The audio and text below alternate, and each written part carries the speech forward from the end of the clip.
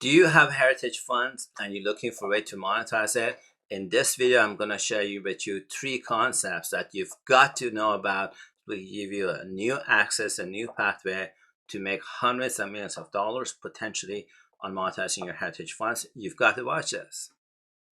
Hi, I'm Taimour Zaman from LeonardCredit.ai. My organization is a world-class leader in monetizing banking instruments like standby letters of credit, documented letters of credit, including helping companies participate and take advantage of monetizing heritage funds. We are also world-class leader in providing registered and non-recourse loans throughout the world through banks, as well as registered dealer brokers, as well as helping participants and clients participate in various forms of private-facing programs. Full disclosure, in this video, I'm not going to provide any legal advice, tax advice, or investment advice. The intention of this video is strictly for education and entertainment purposes. If this is your first time coming to us, I want to invite you to subscribe to our YouTube channel. By subscribing to our YouTube channel, you'll get customer case studies, strategies, various different business models and how to work with banks, family offices, how to monetize banking instruments, access various different forms of capital like that. So a common question that we get is, Taimour, we've heard that you guys know how to monetize heritage funds. Can you tell us a little bit about it? And how do you go about monetizing heritage funds? And what are the best ways to get a maximum return on investment?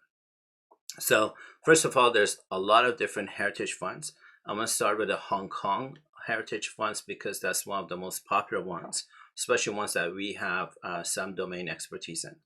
In the 1970s, Hong Kong government wanted to raise billions of dollars to use that money for investment purposes in infrastructure.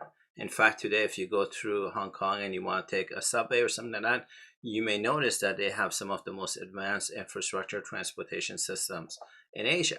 And that's simply because the Hong Kong government went to raise money from the public by offering bonds to raise that money and make those investments.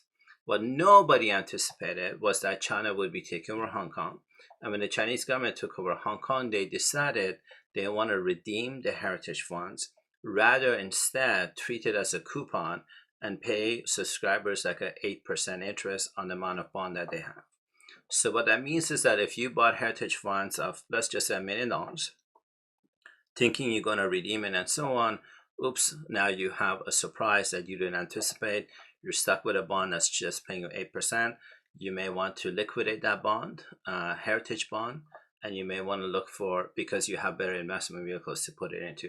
So key question becomes, how do you monetize a heritage bond? So I'm going to teach the concept, and once you understand the concept, the execution part becomes a lot easier for you to take on.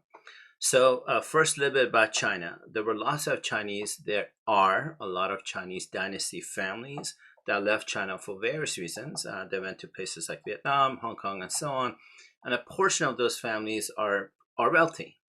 And if you are able to reach out to that community and offer them heritage fund at a discounted rate, you'll be able to get some cash on it. Now, for you to understand the value to them, to you, and so on, you have to understand how insurance swap markets work. Insurance contracts, let's say somebody has an insurance contract, it's for $100 million. They will sell a contract. The insurance policy is what they sell at a discounted rate so that they can take the cash out. And the person who pays the discounted rate takes a large sum at the maturity of the insurance contract, if that makes sense. Same thing happens with these dynasty families. Unfortunately, none of them will talk to Westerners like me, so you have to know local brokers that has access to these families, and that's one way to monetize your heritage funds. Now here comes the second strategy. So second strategy is a little bit more popular, a little bit more easier, and that is you want to reach out to some of the largest insurance companies in China and see who has a credit facility and is willing to take on the heritage fund and monetize it, liquidate it for you. You'll be surprised, depending on when you call and which large insurance company within China you're calling, you'll be surprised that there actually are insurance companies that are happy to redeem it for you. Now comes the third strategy, and the third strategy is a little bit easier for the most common person. Somebody who doesn't understand insurance policy, swap markets, they don't know how to buy and sell contracts like that. this concept works a little bit easier for you to understand, and that is something called trade up. So what happens is that you have a piece of paper, in this case it's a heritage fund, and it's valued at whatever it's valued. What you want to do is trade it up for a different type of a banking instrument, whatever it is you can get hold of. And in the trade up, you're going to lose some of the value you have, because the person who's swapping the instrument, there needs to be a benefit to them. So you get a different type of banking instrument.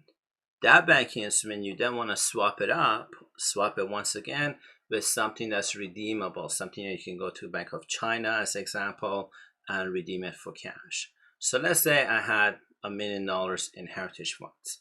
I'm gonna go look around for people in China and Hong Kong. The value of the Hong Kong heritage fund is only in that geography. There is no value for Hong Kong heritage fund in places like Mexico as a comparison, or Brazil as an example. So it has to be within that geography. You're looking for people that have other types of banking instruments, and you're looking to swap it. So if I had $1 million heritage fund, I would look for somebody who can give me a different kind of a bond or different kind of an instrument, and maybe I give them $1 million and they give me their instrument that's worth $800,000. And with that $800,000 new bond that I have, or new banking instrument I have, I now want to trade it with somebody else who's got a cashable bond, and then I give them my $800,000 bond and I get $500,000 bond instead. Now with that $500,000 bond, you can go to Bank of China, give that bond, collect $500,000. Now $500,000 you can put into places like the documentation of credit, a hybrid program, Atlantic.AI, and that will produce a far better return than anything else, or like a lot more money. So that's how you monetize, or how we recommend clients to monetize heritage funds. I hope you found this video helpful. If you're interested to learn more, please book a consulting call at Atlantic.AI, and we'll be happy to share our experience with you. Thank you.